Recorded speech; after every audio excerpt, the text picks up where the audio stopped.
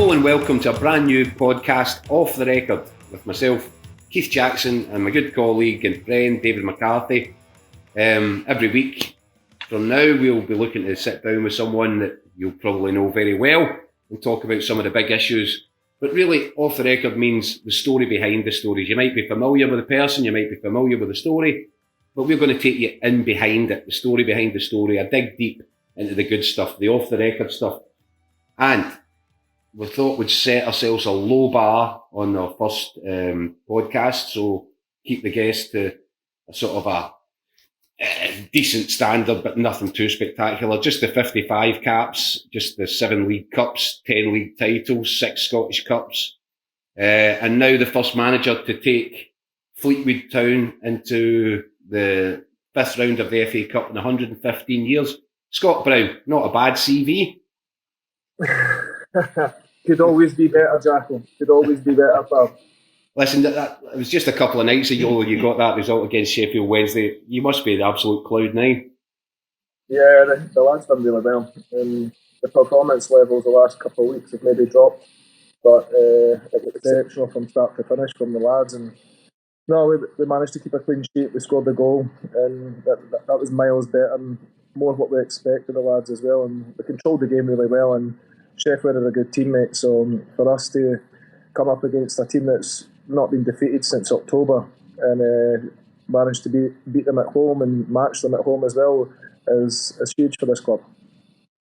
How did that feel in comparison to your kind of success as a player? How different is it when you're a manager and you achieve something like you achieved last night, or the other night, sorry? It's totally different because you get caught up in every single moment when you're involved in a game and you can affect it, but standing at the sidelines, there's not much you can affect. You can have your talk before the game, you can have your half-time team talk, and you can give a couple of notes to a few players here and there, but I put a lot of demands on the lads and they performed, and that was the main thing. I mean, it's been a hard last 3 weeks, probably. We've lost the last 3 games, so for them to bounce back with a performance like that against Sheffield and to go into the 5th round for this club in the first time in their history is huge, and it shows we are going the right way. The league form has to improve, but to get up to that, it's the first time we've been in the 4th round, then it's the first time we've been in the 5th round as well, and we've played against some good clubs as well, so it's not as in that we just had buys getting through. We've played against some good quality clubs. You're all very polished now, Bruni. You're actually starting to speak like a manager. You said I'm talking shite. Oh. It's all right. We've had Bill McMurdo on you. He's 10 times as well. It's a long way, Bruni. See, to be fair, what's that? May 2003, you made your debut for Hibs as a player. So that's 20 years ago. I was just looking it up. Do you remember it? It was against Aberdeen at home. You were 17. I was on the bench. Gary O'Connor and Tam McManus got injured, and me and Dixie came on, and I came on as a striker. And Dixie scored 2. I hit the crossbar with a header. Except for that, I can't remember much else. 3 assists. 3 assists. I got 3 assists. You did, aye. That must have been 3 tackles. That's when I was high up the park, Jacko. Was that mate? The red? That was when I was high up the park. I thought I was a striker at one point in time, but I quickly realised when Bobby says I couldn't score, it was time for me to get back to the park. And was that back in the days of the kind of red Mohican? Were you wearing that at the time? Or? No, that was before the red mohawk, Dave. That was way before that. The red mohawk was cup final day, and it was a couple of days beforehand. Bobby Williamson says to us, right, no daft haircuts, lads. So you can imagine being 18-year-old, myself and Kevin Thompson, 2 of us went to hairdressers, and I end up with a red mohawk and he ends up with blonde highlights everywhere, so shall we say it didn't go down too well. What did he say to you? I wasn't really happy when I walked on the bus sporting this red mohawk, and it didn't help that we got beat as well, so you learn from your mistakes, shall I say, Jacko? And I've made a few. That must have been that must have been a big disappointment? Because I think I'm right in saying, did you no beat Rangers and Celtic on the way to that final, and then you lost it to Livingston? We beat Rangers on penalties. I can't remember the result against Celtic. The semi-final was at Hampden against Rangers, and somehow I've scored a penalty. Klosses went to jump high, and I've almost miskicked it into the ground, and it's rolled underneath him. Celebrated like there was no tomorrow as well. And then everyone's put us favourites, 40,000 Hibs fans or whatever it was. Went to Hampden, incredible atmosphere, and I think it was maybe the first 5-10 minutes. There was a diag played over the top, and I've had a chance one-on-one with the goalie and tried to lift it over him. I think I've hit against him. Then they've ended up winning the game, and like we were huge favourites, and we had a good team at the time. We were young, very inexperienced, and that's what maybe cost us just that little bit. Thing is, Bruni, that I often hear it said, when you're young, you think that these cup finals are going to come around every 5 minutes, and a lot of players, it never happens again. You managed to get back to another few, didn't you? Yeah, I managed to get back to one. I think it was maybe a year or two later with Hibs. And we managed to get to I think it was 2007 cup final.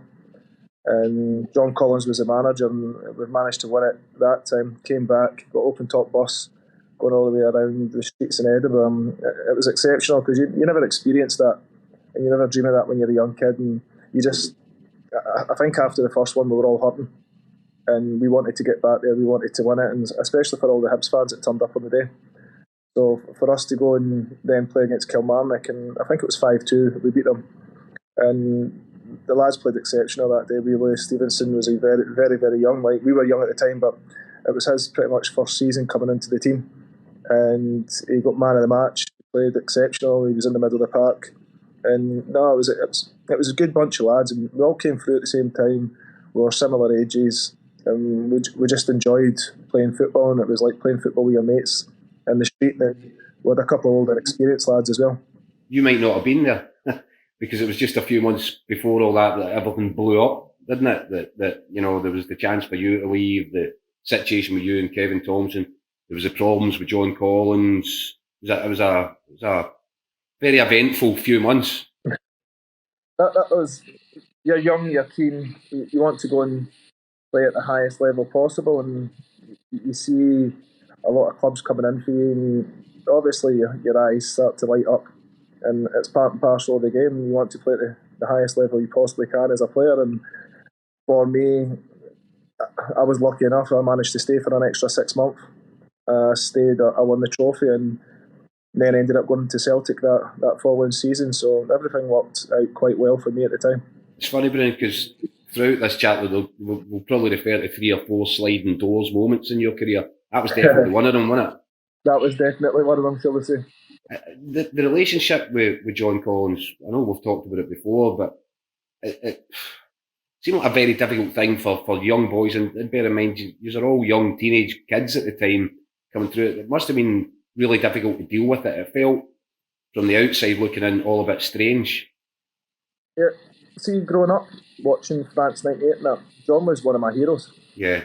You looked at him, played top league, played top quality teams as well, and you wanted to look up to him, and you wanted to show that, yeah, I was just as good as anybody, and he's played it against top quality players. So, no, for us to have a manager coming in like John, it was obviously huge at the time, but I think John probably came in at the wrong time, because it was a Tony Mowbray's team. He brought us all through, and we all wanted to leave at the time, so it must have been a hard situation for him as much as it was for us.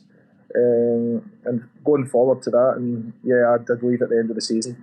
We won a trophy, which was fantastic. Tomo left just beforehand. We had Deeks and Gaz leaving the season before that. Flitz left at the same time as me. Stephen Fletcher just left after that. There's so many people at that time coming through, and you just see as like Hibs was a great club for us, and I had a great relationship, and I still do with everyone at Hibs as well, which is huge, because you always remember your first crush, shall we say, and you come through, they give you that opportunity, and for me, I loved every single moment. I loved the fans, I loved playing in front of the 15,000-16,000 that were there. But then I think before you went to, sorry Keith, I was just going to say, before you went to Celtic, you did have the chance to go to Reading, I think, who were an EPL team at the time. that never happened. Or, you know, when you look back on that, when you think about it, if you had gone there, the whole Celtic thing probably wouldn't have happened. It's crazy how things work out, isn't it? Yeah, I had the chance to go to a couple of teams down in England just before it as well. And then obviously Celtic, Rangers, I spoke to Gareth Southgate as well. I spoke to Reading, I spoke to a few other clubs once the bids got accepted, and for me it was a no-brainer at the time, and I had a huge opportunity to go to the biggest club in Scotland, and I jumped at that opportunity. Bruin, just rewinding a bit, the stuff that you experienced with John Collins, it felt a bit humiliating and all that. Are these things that you store now that you're a manager and think, because you can learn off everybody how to do things in a way that you like and how not to do things. Is that one of these things that sticks with you and think, I'll never put, players in the same sort of situation? Yeah, I would never act probably the way I did. You grow up, you learn not to kill off boundaries with people, and for me, I never had a grudge with anybody, because for me, going back, John ended up becoming my assistant manager. We got on really well together, and if I seen John now, I'd still speak to him. So the two of us, we never really held a grudge, and I think he probably knew I wanted to leave at the same time, and he wanted to hold the team together as long as he possibly could, which every manager probably would when you see what the young lads were doing at the time.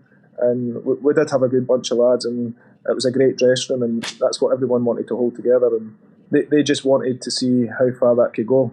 But at the same time, we've seen one person going, we've seen two going, we've seen three going, and everybody sees the opportunity to go up to a different club. They want to have that stepping stone. And for me, there's not a better place to start than it was at Hibs. Yeah, and so see, as far as sorry, Keith, carry on. I was going to say the next sliding doors moment, isn't it? You're in a car going to Celtic, and you've got Walter Smith and Ali McCoist on the phone trying to get you going to the other side of the city. Can you recall that journey?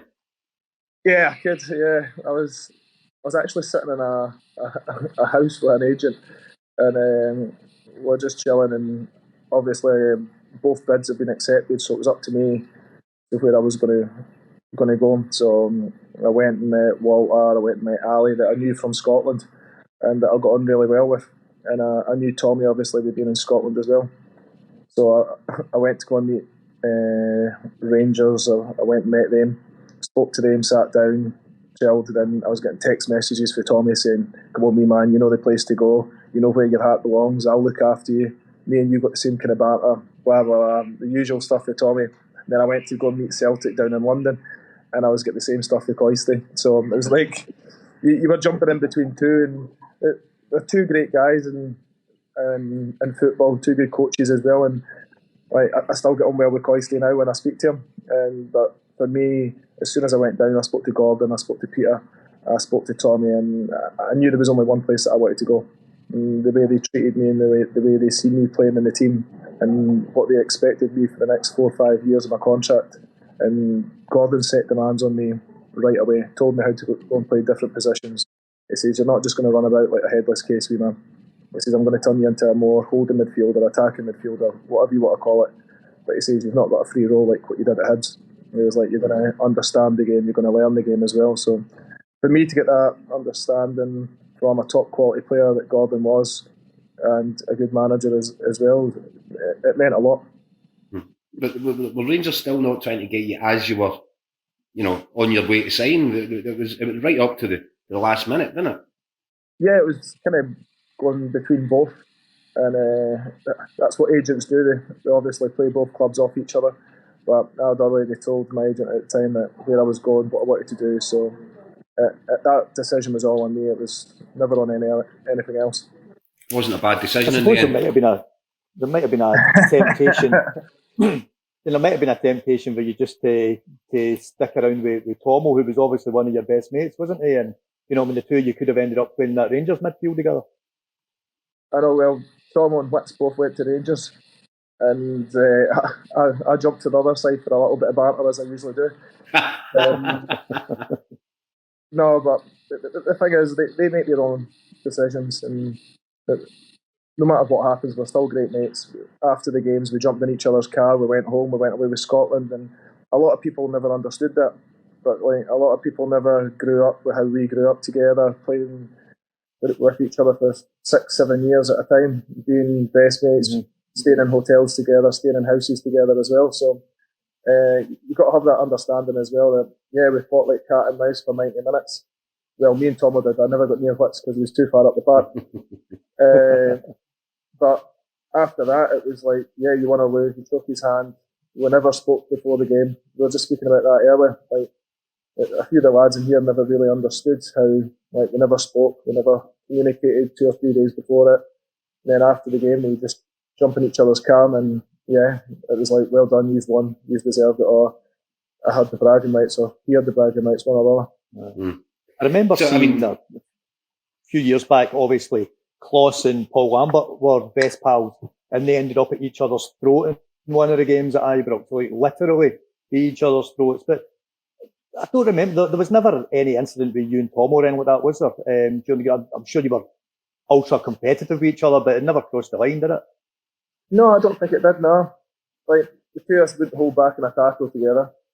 Just would obviously not speak to each other. You'd want to wind each other up. You'd want to get on the ball. You'd want to show you were a better player than what your mate was. And at the end of the day, you wanted to show that you had that winning desire as well. But I don't think we ever taken it too far. And it was probably afterwards, once we got after the result, once we went up the tunnel, we came back out, and yeah, there was a wee hug. There was a sorry about that one. That was maybe a wee bit later, a bit nasty, but that was about it. Mm-hmm. So so you start off, and you're straight into winning ways. You obviously went through a really difficult time off the field, Bruni, as I think in the first 18 months at Celtic. Do you look back upon that as something that built character building for you, or a test of strength that you had to come through just to keep your head straight, I guess, at the time? Yeah, my form went up and down, and that was understandable at the time because of personal reasons. But for me, the club were exceptional. Peter Lawwell was brilliant, and there's not a lot of people that would get phone calls to the CEO to ask how you are, how you're doing, how the family's doing and stuff like that. And Tommy was going through the exact same. Mm-hmm. So Tommy was exceptional, and to this day, Tommy passed away, and he still sent up with my sister flowers, and they arrived on the day Tommy died. So it shows you what kind of man he was as well. And I think really you look back, and it shows you I made the right decision. I came to a huge family club that want the best, not just for you on the pitch, but also away from it as well. And the decision to come to Celtic was, after that 18 months, was a no-brainer for myself, because the way they looked after my family, the way they looked after me with days off, and probably the bond between me and Gordon probably got a lot stronger as well. And from then, we still speak now, and that shows you what kind of character he is. You're just a young boy at the time, though, Bruni. How difficult was it for you to keep your head screwed on? Because I remember having a conversation with you. There was a reporter from a newspaper outside your sister's house at the time, or flat. Deeply personal moments. I remember you got in your car and you shot up the road to confront that situation. And I think we were speaking at the time, and I was, saying to you, watch this. You need to kind of calm down. Your head must be all over the place at moments like that. How difficult is that for a young guy? Because you're a human being. Yes, you're at Celtic. Yes, you're a young up-and-coming football player. But I can only imagine how difficult that has to be to deal with.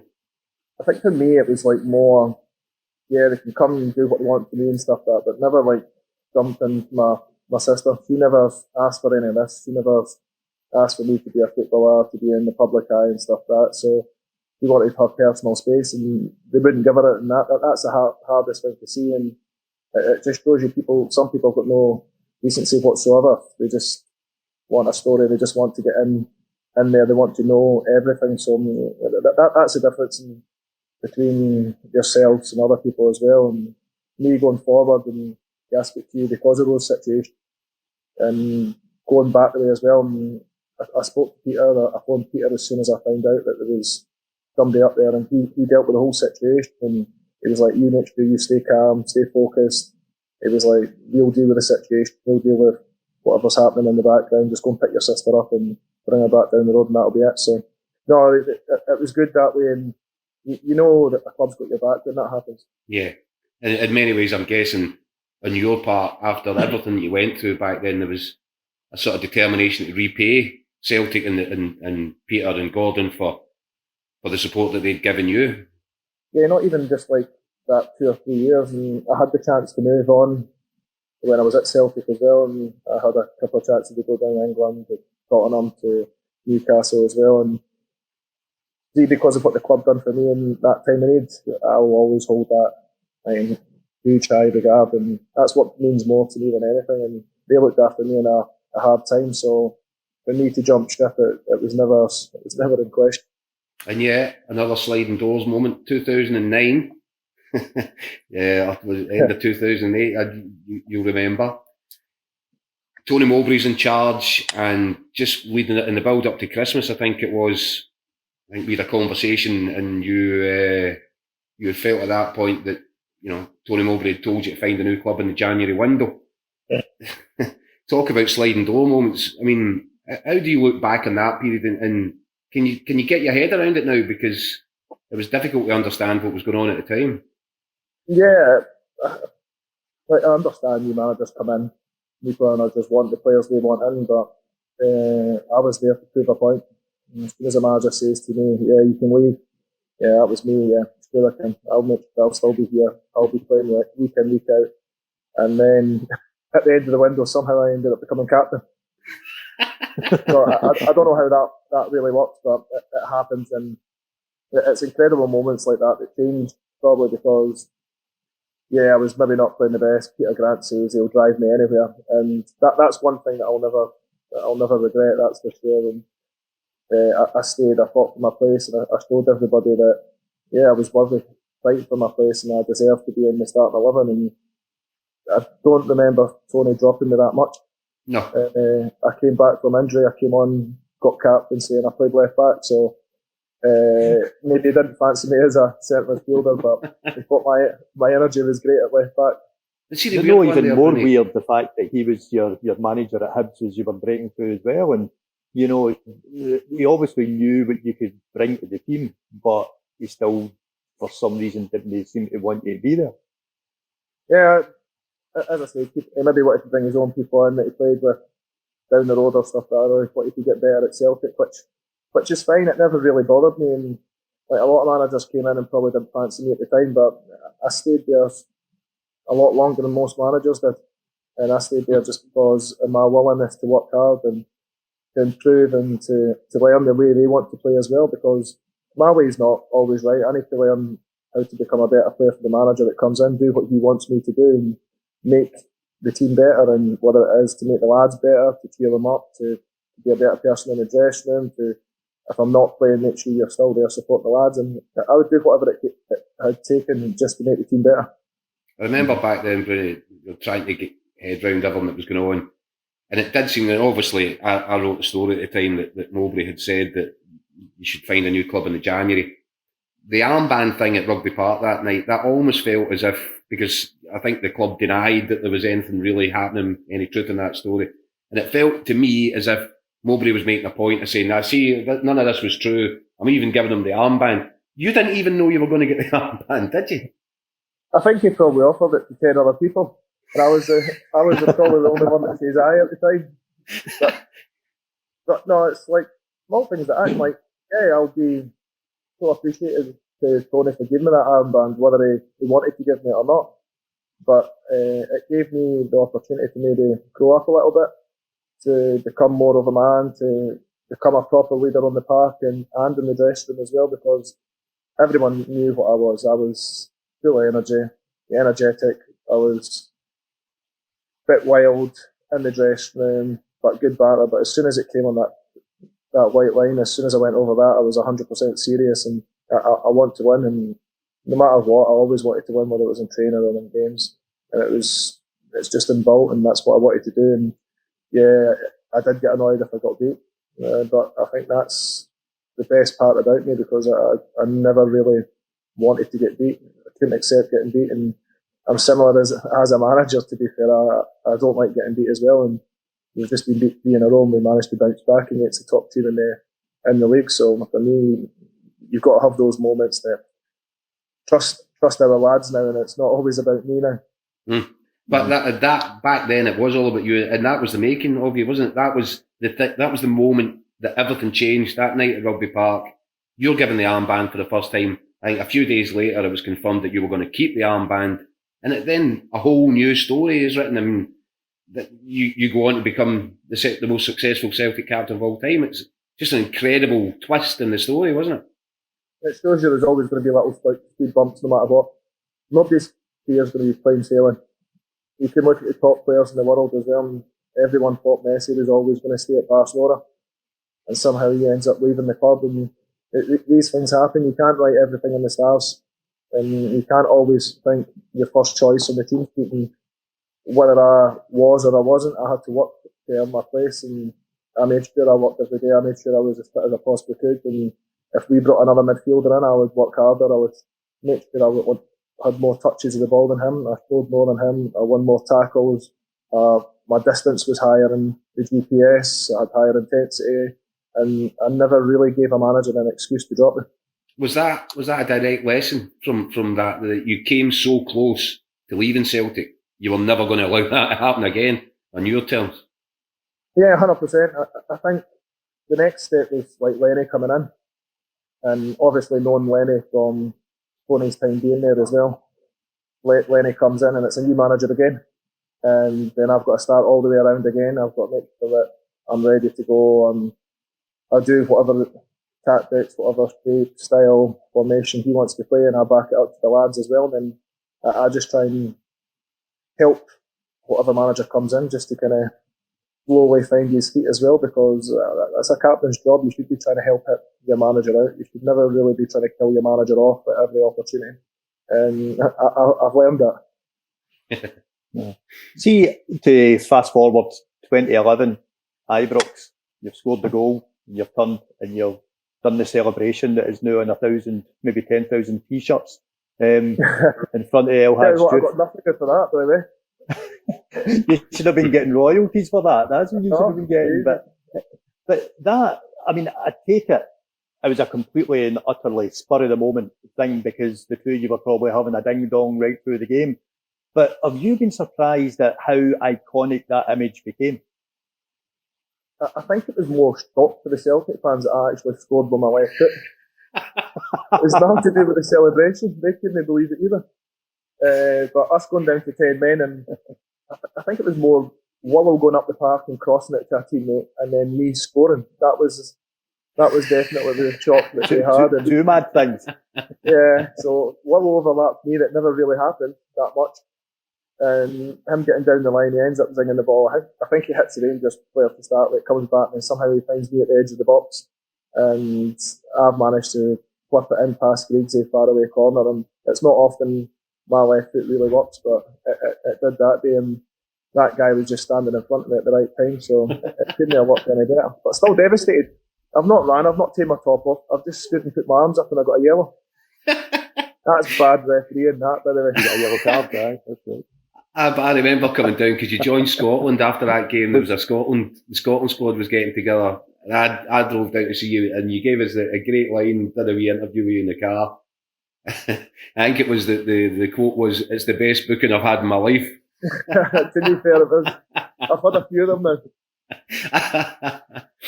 But you then, that sort of a spiky rivalry that you had with you, it didn't last too long, obviously, but it was fun while it lasted. In the later years at Celtic, you had the same sort of thing going on with Morels. It was similar. To be fair, I won that one as well. No, I like to try and pick and choose my battles quite well, and Morels is a good player, and so was Duke, and I would always try and get in their head and try and switch them off and try and let them hopefully see that I'm a decent player, and then either flip the switch, get a red, or me control the game. And that's what my mentality was. It was like to try and get in their head early doors. And yeah, did it work now and then, yeah. But to be fair, they tried to give it back as well, and you don't mind that. You want to see that rivalry on the park as well, especially in a Rangers Celtic game as well. That's what you want to see. You want to see somebody getting the better of others, and for me, I always wanted to get the better, and I'd always try and wind them up. I'd try and get on the ball and pull them in a little bit, pull them out of position, and that's what my game was. It was to try and slowly get into people, but also at the same time, it was to dictate play as well, and not forget what my job is on the park. It was to try and make sure I win the ball back, give it to the 10 better players on the park, and then just back it up. And the later part of my career, and I got deeper and deeper, and I started to find a new role. I ended up playing in between the two centre halves, and when Brendan came in, I managed to dictate play from there. I could step in, I could play ball into a false fullback, and it was just a new style that I learned when Brendan came in, because I wasn't getting any younger, shall I say. So, I mean, about that, you obviously Neil Lennon, then there was the Ronnie Dyler years, which would have been interesting. Another new manager that you had to impress. Don't think he was too impressed with your eating habits in the canteen. That Passman chicken must be really good. Did he not ban tomato ketchup and all that? Was that not one of the things? No, he did a high-fat diet, so like it became different.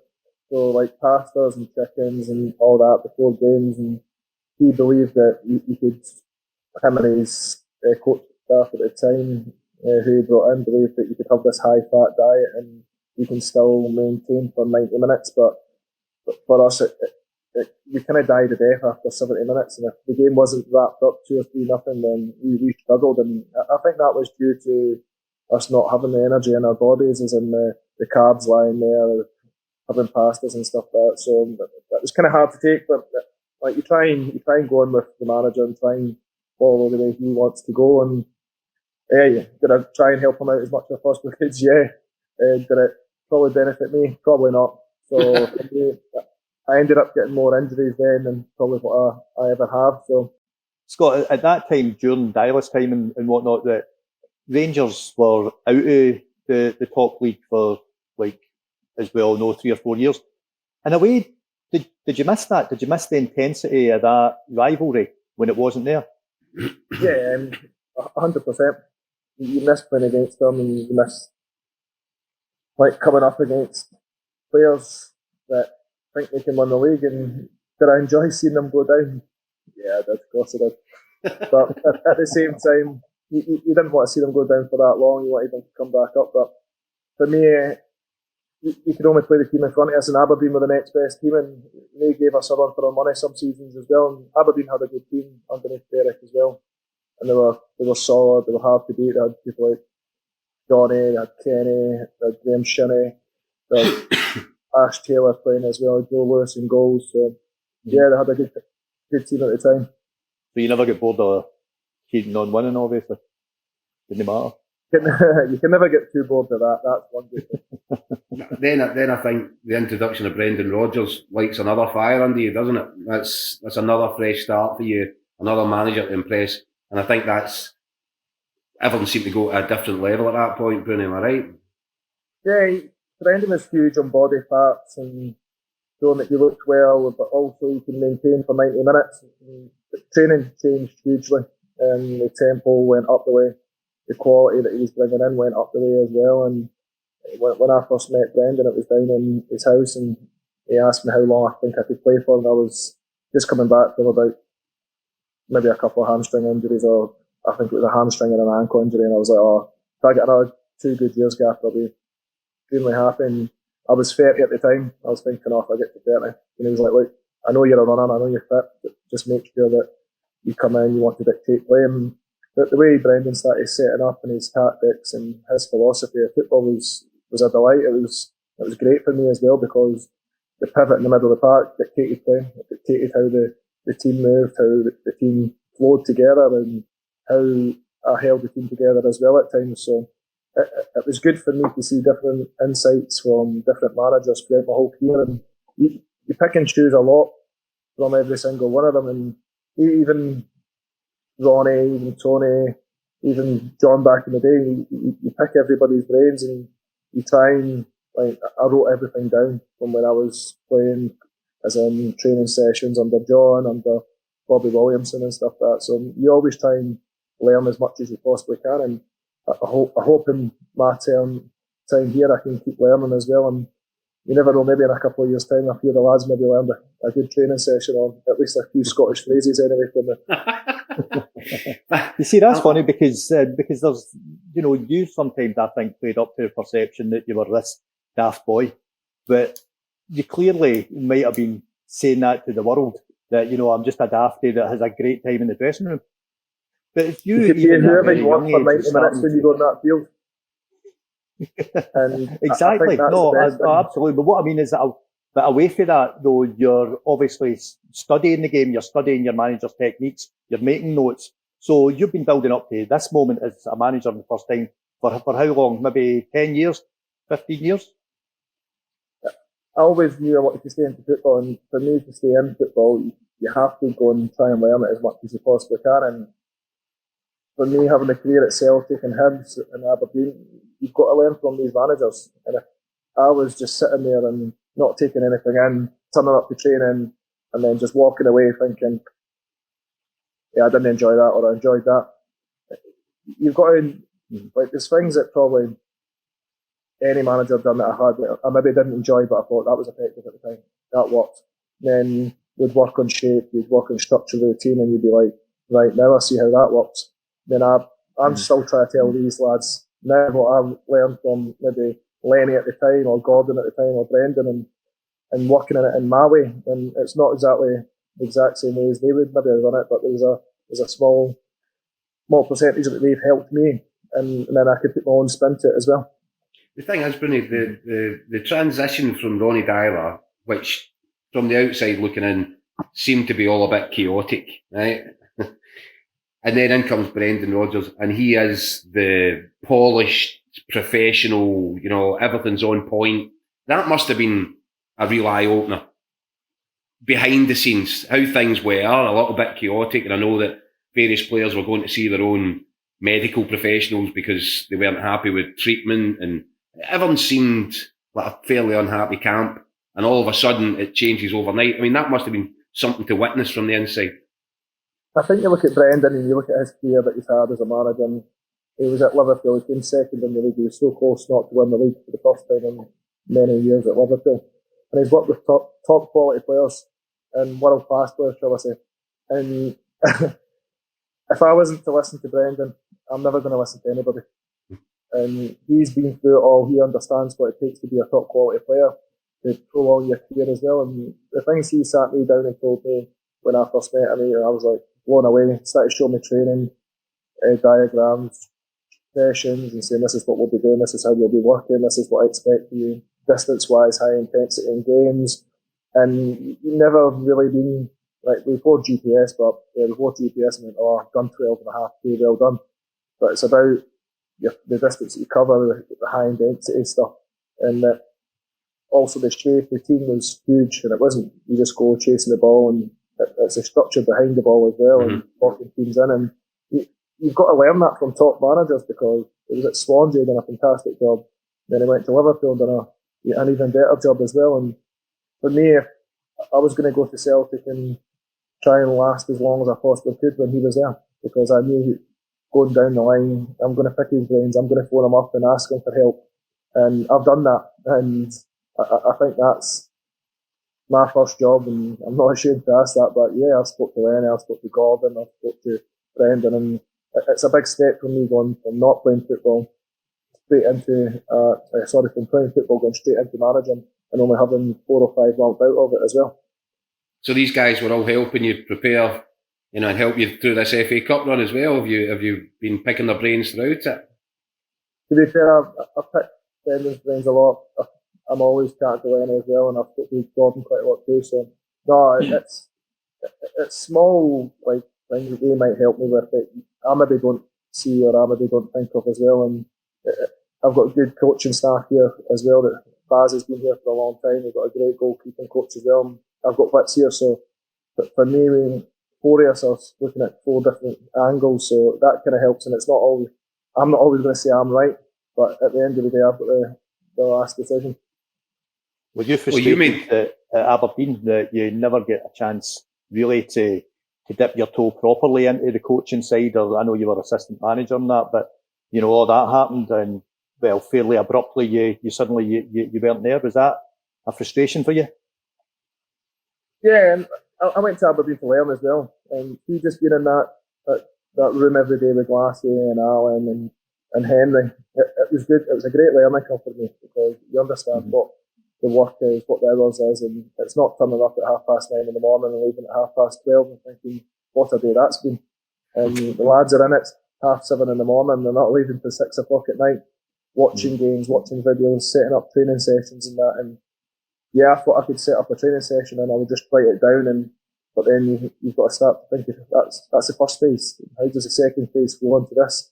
And how's your third phase come into it? And then you've got to decide on how you're going to take the session, what part of the session you're going to take, how you're going to work on the field defence, what the purpose of the session is as well. So you've got to start like properly thinking into detail as well. And to be fair on myself and Stephen and Baz, and we all take responsibility, we all dive in and we all take part of the session as well, and we all have an input in that session too. Do you look back with any regret, Bruni, on making that decision? So obviously, where are we now? 2021, you've decided, cards on the table, you're going to leave Celtic. No. You don't regret it because... Do you want me to tell you why I made that decision? You want me to tell you why I made that decision? I already made it at the start of the season. So I either won 10 or I lost 10. It was already in my head. As soon as we lost 10 and I knew I wasn't going to get there, then that was already in my head to go and do something else. Whether it was to go abroad, I had the opportunity to go to Australia and America beforehand. But at this time, it worked perfect because working with Glassy at Hibs, playing with Glassy, kept in contact with him the whole time. And then him getting the opportunity to go to Aberdeen, me getting the chance to learn. But still, I thought, yeah, I could maybe help out and play a little bit. But I ended up playing quite a lot of the games and still enjoyed it and still thought I could compete quite well. I just never really could compete quite well going out wide, and then ended up playing sweeper as well. So it was good, and I started to enjoy football again, which was a good thing after obviously losing the 10. The reason I say how regret tough is... was that last season? Yeah, it was always going to be tough. No fans.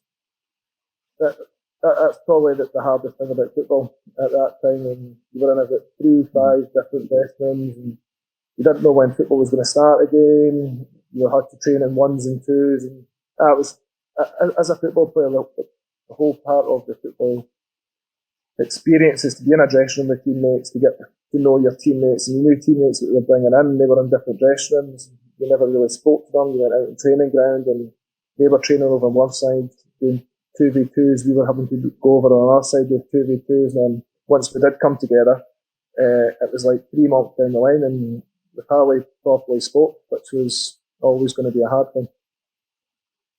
And then absolutely playing games. Mad, isn't it? It's absolutely mad. Yeah, playing games, but somehow in the games we're allowed to put 12 people in a dressing room at a time, which was wild. But they're playing games in empty stadiums as well, Bruni. You know, it's the empty stadiums. I guess what you're saying is when you went back to Aberdeen, everything started to feel at least a little bit more normal again, because that must have been like a really surreal. It was surreal for everybody, but... Yeah, and I signed for Celtic to play in front of 60,000 fans, to have that experience, to thrive off as well, and I enjoyed playing in front of the fans. I enjoyed being the Parkman villain. I enjoyed having them having my back. And even when we went away from home, we had more fans than most. So when you go from playing in front of 60,000 to playing in front of 2 stewards that are standing behind each goal, it's like you might as well play down the Sunday League game with your mates. And the intensity drops, and it dropped throughout, even watching the Premier League and watching Champions League games and stuff like that. It all dropped the intensity because the fans back you, they push you on, they spur you on, and that was one thing. You can't have a huge stadium and no fans, and the fans make the game, and they're the ones that, as I say, they spur us on. They make the environment, and they make it that hard place to go. How was it for you the first time that you had to go and play against Celtic, having experienced everything that you've experienced there, and as you said, being adored by those 60,000 fans. What was that like? It was weird. There was a new manager in place anyway, so I didn't know the manager at the time.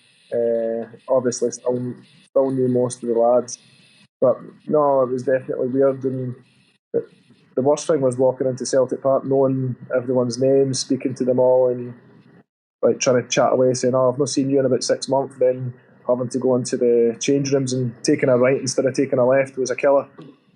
And then walking down the tunnel and then going right instead of going left as well was another killer as well.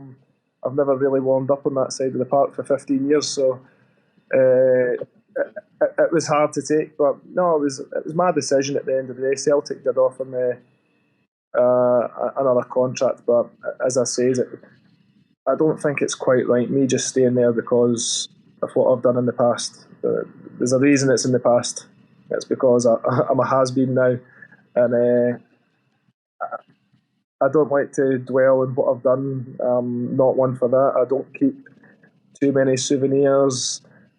I played at Celtic for 14 years and loved every single moment of it. Will I love to go back and watch them? Yeah, I definitely will one day, but at this moment in time, I need to look forward to the future, and I need to look at what's best for myself and best for Fleetwood and best for our team going forward now. The Never only mind reason about going back to watch them. I mean, I know you're in your first job, you're not that long in your first job, but at some point in the future, would managing Celtic be a career ambition? Or would it be an ambition? It's good to ask you. There's loads of ambitions, but I need to do a good job here before I do anything else. I'm still I'm still a young manager. I need to make sure that I win some games here, or I'll not be managing anyone. Brynny, the one reason that I was asking you if you look back with a little bit of regret about leaving Celtic when you did is with retrospect because of the job that Ange Postecoglou is doing there. I'm just wondering. I can imagine that you would have been buzzing on that. You would have loved, I think, to be around that. So that's the one thing. When I say is there a little bit of regret that you never got to, see that from behind the scenes as well because it looks interesting. As him as a manager and his coaching style and his philosophy, yes, but as in, did I know it was my time to leave Celtic? 100%. And I didn't want to stay there and people remember me for being slow, old, and can't go out wide. He's just got to stay within a 4-yard radius, even though I've done that half my career. But at least I was quick over that 4 yards. But it's not for me. And if people remember me, I want them to remember I had energy. I busted forward, I won trophies, I celebrated, I loved every single moment of it. And not being kind of like not playing games, but just being there for the sake of it. It was never really going to be my cup of tea. And could I went on and continued playing after I left Aberdeen? 100%. I felt like I could probably have played another season or maybe even 2. But see, as soon as you drop from Celtic, it's a huge drop. And the lower you go down in the league, the harder it was going to be for myself. And not just as in like the quality, but people would expect me to do things that I maybe would have done when I was 25, 26-year-old. They don't realise you're 36, 37. Push on, you can't run out wide and go and man mark somebody. Or you can't go and jump out the position. You become 36, it doesn't mean that you become a totally different player. I do what I do for a living. I sit in front of the back four. I try to dictate play. I move the ball quickly and don't take too many touches. And as I say, I try and give it to the more flair players going forward and let them create. Are you missing it now that you've jumped the fence and you're the managerial side? Are you missing actually getting out there on the pitch? To be fair, I miss sitting in a change room with the lads, getting ready to go out to training. I love training. I love working hard, and that was a huge part of my day to day. And I've always enjoyed keeping fit. But me and Wits have ended up playing Sunday League for one of the teams down here. An over 35s game, but it's amazing. We meet some great guys. They're at the 50s and the 40s, and they look at us and they've been out the night before and they think, "Oh, no use to again." Oh God! So I feel young in that one, mate. I feel young in that one. I'm saying we'll need to come down and cover that. We'll give you 6 out of 10 in the man-by-man markings. To be fair, Dave, that's the best you've ever gave me. You had a career full of them. Well, fair point. I know. See, talking about training, I wanted to ask you just about, obviously, Sean Dyche has just gone into Everton. First thing he's done is banned these players from wearing snoods and hats at training. I would imagine that he's cut for the same kind of cloth as yourself, is he no? I'm sure a few of the lads wear snoods, but there's not a lot of hats and gloves really that goes on. But nah, I've got to be honest. I'm a 2023 manager. The lads want to wear a wee snood and an Under Armour. They don't have to follow me by example, because I played with a lot of guys that wore snoods, hats, gloves that were exceptional football players. So you've got to let people be whatever they are these days. I remember covering a Champions League game. I think it was Rosenborg away, and it must have been about -15. Remember the match? I don't know. You'd have been in the team, but I remember Georges Samaras came out, and I think he had every bit of clothing for the hamper. But you must be pretty proud, Bruni, when you look. Obviously, Kieran Tierney took your example and decided he was going to do the same thing. And it's actually, people kind of talk very fondly of that at Arsenal, the fact that here's this wee mad Scottish guy that no matter how cold it is, he's got the short sleeve t-shirt on for training, never wears gloves. You must be pretty happy that you've had a hand in that. I've had some sort of effect on him.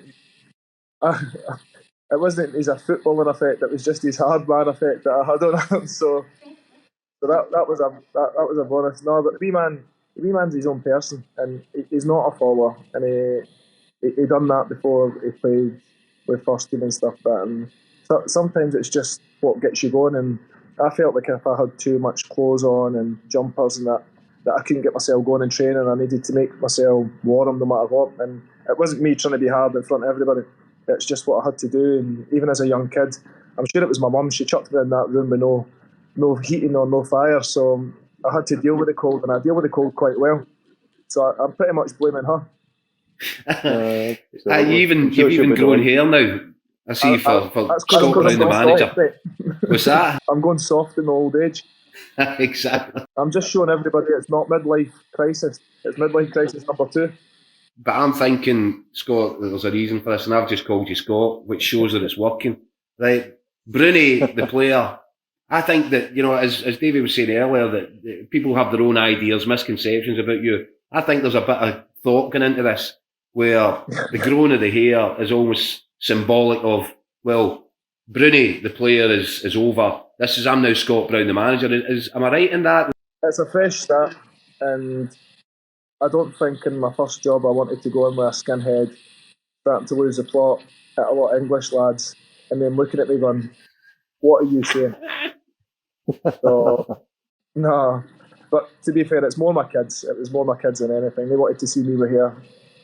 So during lockdown and stuff that I grew it, then they started saying, oh, look, Dad, you look better with hair. And now as soon as I finish playing, I always say to them, as soon as I finish playing, I'll start growing my hair so you can see what it actually really looks like. So it's on the kids. Well, listen, it's going well, isn't it? I mean... What, the hair? The hair's looking good. Cheers, mate. In terms of the management, this is unreal, this FA Cup run.